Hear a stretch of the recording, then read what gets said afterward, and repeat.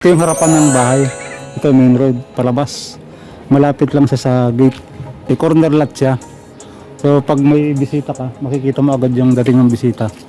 Ito yung loob niya. Sabi ng may-ari, bagong renovate daw to.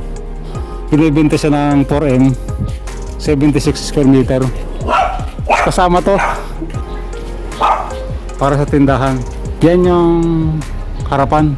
Bali ang kanyang binibenta hanggang dito lang. Yan, hanggang dito lang.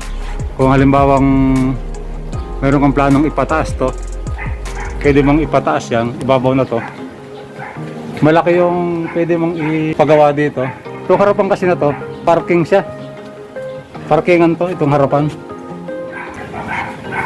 Binibenta siya ng 4M. Virabel Drive dito sa Las Piñas, Manuela 3, Pamplona 3. Itong pwestong kinakapestuhan nito, harapan pa rin nila to.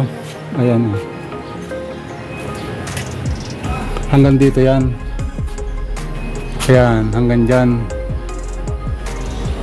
Yan. Itong kotse hindi kasama to sa binibenta ha. Galit sa akin itong aso ito. Bakit?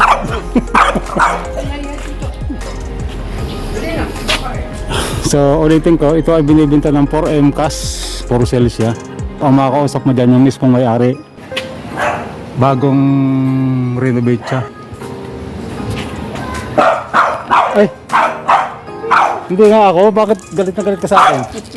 Ha? Galit na galit. Yan, ito yung main road. Virabel Drive. Tapos ito makikita nyo na to. Kahabaan siya ng main road. Palabas ng subdivision.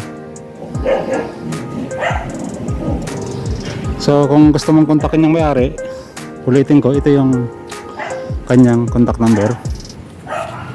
Ayan.